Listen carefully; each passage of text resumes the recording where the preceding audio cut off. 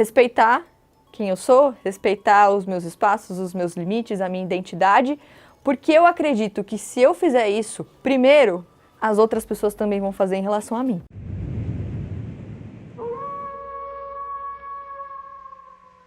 Quando eu passei no meu primeiro emprego, eu lembro que eu contei para os meus pais e, claro, eles ficaram super felizes, parabéns, aquela coisa. Mas eu lembro que uma das primeiras coisas que a minha mãe me disse foi: filha, ok, você passou no seu primeiro emprego, então agora a gente precisa sair para comprar roupa de trabalhar. Eu nunca tinha trabalhado na vida, eu pensei, o que será essa tal roupa de trabalhar, né? O que tem errado com a minha roupa? E aí a gente pegou e foi pro shopping. Eu falei, tá bom, mãe, então vamos lá comprar essa roupa de trabalhar. E aí eu lembro que a gente chegou no shopping e aí minha mãe começou a sair atrás de camisa social, calça social, salto. E eu só olhando, né? Tá bom, ela sabe o que ela tá fazendo. Eu preciso começar a trabalhar, então vamos seguir isso. E aí a gente foi pro provador. Aí no provador eu colocando aquelas roupas que eu nunca tinha colocado. E aí eu lembro que começou a provocar uma comoção no provador com outras mulheres que estavam lá. Minha mãe, claro, super orgulhosa, contando pra todo mundo. Ela vai começar a trabalhar, e aí as pessoas olhando pra mim com aquela roupa de trabalhar, falando, nossa, você tá linda, desse jeito eu tenho certeza que vai dar tudo certo, você vai ser uma grande profissional. Como se, por colocar aquela roupa, como se por se vestir daquela maneira, já fosse certeza de que eu seria competente, de que eu seria uma grande profissional, de que eu teria uma carreira maravilhosa. Porque o jeito que eu me vestia talvez não seria suficiente se eu quisesse crescer como profissional. Então eu lembro que eu comecei a minha carreira sendo quem as pessoas achavam que eu deveria ser, mas não sendo quem eu era de verdade. E aí eu lembro que eu fui trabalhar meu primeiro dia, super desconfortável com aquela roupa. Era como se eu não me encaixasse ali dentro, de certa maneira. Então eu tava no ônibus, de salto, com camisa, suando, aquele calor. E aí, meio desconfortável, eu não sabia direito como ficar com a roupa e tal, mas eu fui. Eu fui, passou muito tempo. Anos e anos da Mari fantasiada de algo que ela achava que precisava ser para alcançar alguma coisa. E não da Mari sendo a Mari de verdade. Eu fui convidada então para participar de um projeto. Mari, a gente precisa que você venha amanhã para fazer um piloto. Eu não sabia direito o que era e tal. E a gente precisa que você venha, é um piloto de vídeo, para você ser apresentadora de um projeto em rede nacional. Falei, nossa, o que eu fiz? Corri para a seção credibilidade do meu armário, digamos assim. Peguei todas as roupas que eu achava que me faziam parecer séria, com credibilidade e tal. Cheguei arrasando no dia. E aí eu lembro que um dos meus chefes olhou para mim e falou assim: não, Mari, a gente não quer você assim, a gente quer você de verdade. E aí eu, olhei de baixo pra cima assim, falei, sério? Aí ele falou, sério, esse projeto a gente quer que você seja de verdade, a gente quer você com as suas roupas, a gente quer você falando do jeito que você fala. Aí eu falei, nossa, será? Enfim, voltei pra casa, coloquei as minhas camisetas de banda, de série e tal, vesti a minha roupa, sem a fantasia. E aí eu comecei naquele desafio, naquele projeto, com uma sensação um pouco complexa dentro de mim. Por quê? Ao mesmo tempo que eu estava muito feliz porque eu tinha, de certa maneira, me libertado daquela caixa que eu achei por muitos anos que eu precisava entrar, que eu precisava estar. Mas ao mesmo tempo eu estava com muito medo da rejeição.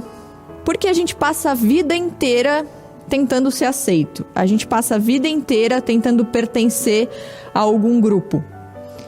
E dentro da minha fantasia profissional, eu pertencia, de certa maneira, a algum grupo. Eu estava ali como profissional competente. Então, sem aquela proteção, digamos assim, eu estava sem nenhum muro entre mim e o público.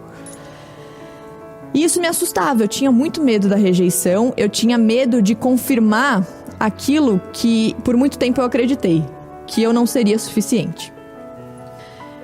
Então, eu comecei esse projeto totalmente desacreditada em mim. Só que eu fui, de novo, fechei o olho e eu fui. E foi o começo de uma jornada que me fez entender o poder dessa palavrinha que a gente escuta hoje bastante, que é autenticidade. Não foi de um dia para o outro que eu simplesmente acordei e falei, quer saber, eu vou desafiar o sistema, vou contra todos os códigos, todos os obstáculos que existem, eu vou passar por tudo isso, vou colocar minha camiseta de banda, vou aparecer na televisão e o povo que lute. Não. Eu tive uma oportunidade e eu tenho total consciência da sorte que eu tive de ter pessoas no meu caminho que viram algo em mim que eu mesma não consegui enxergar. Que viam que a Mari podia sim ser suficiente. A Mari, de verdade. E não só as pessoas com quem eu trabalhava enxergaram isso. O público também começou a enxergar o poder dessa autenticidade. Por quê? O medo que eu tinha de ser rejeitada, ele meio que ficou para trás, porque as pessoas começaram a se identificar comigo, de certa maneira. Então, nas minhas redes sociais, que, eu colocava ali fotos da minha família, do meu cachorro e tal, eu tinha, 300, 400 seguidores, esse número começou a subir. Subir. E aí as pessoas começaram a me seguir, a me mandar mensagem, e eu falei, nossa, existe um movimento aqui. Tem alguma coisa acontecendo aqui que eu não tô entendendo direito o que é. E a maioria das mensagens dizendo que se identificavam comigo, que se viam em mim. E esse tipo de retorno que começou a aparecer me deu uma força absurda, assim, para continuar. Me fez entender que sim, eu poderia ser suficiente. Me fez entender que tinha valor na Mari, de verdade. E olha que curioso, a gente precisa muitas vezes que a outra pessoa valide a gente pra gente acreditar em quem a gente é. Geralmente parte do outro, né? Da pessoa olhar pra você e falar, eu gosto de você assim. Legal, continue. Se a pessoa de repente falar o contrário, você vai se questionar, vai duvidar de quem você é. Então eu continuei, eu resisti por causa de todo esse apoio que eu tive inicialmente, que foi um apoio que me fez entender o poder da autenticidade. Então, eu percebi que eu não precisava mais recorrer à seção credibilidade do meu guarda-roupa, porque a credibilidade estava em mim, não no jeito que eu me vestia. Eu podia sim ser competente, eu podia falar de política e economia, eu podia fazer tudo isso usando piercing, fazendo tatuagem e de camiseta e tênis. Isso não me fazia menos competente.